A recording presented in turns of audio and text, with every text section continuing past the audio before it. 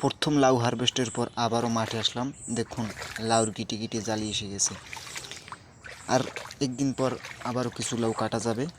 আশা করি দ্বিতীয়বারের মতো 25 থেকে 30টা লাউ কাটা যাবে। আসলে যত্ন করতে হবে। বর্তমানে এই বৃষ্টি, এই রোদ, তাই গাছের কন্ডিশন তেমন একটা ভালো না।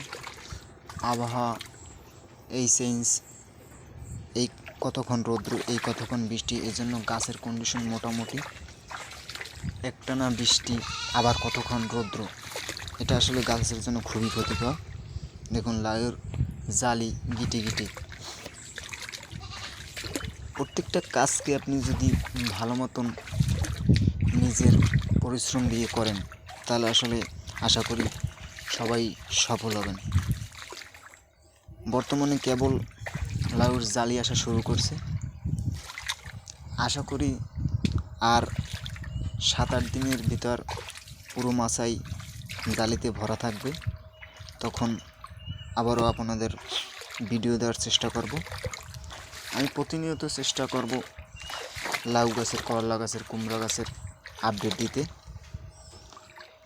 আপনারা যদি ঠিকমতো আমার ভিডিও রেসপন্স করেন, তাহলে প্রতিনিয়ত আমি ভিডিও দেওয়ার চেষ্টা করব। এরকমের মাটির ট্যামার উপরে আসলে বস্তা দিয়ে চাষ করলে আসলে খারাপ হয় না, তবে যত্ন করতে হবে।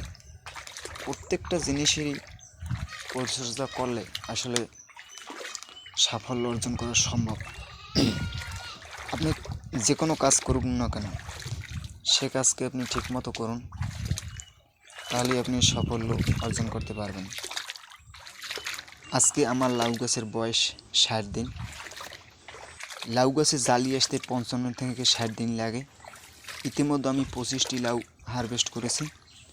এখন লাউয়ের দাম চড়া, 50 টাকা পাইকারি, তবে খুচরা বিক্রি করতে গেলে 60, 70, 80 টাকা সাইজ অনুসারে।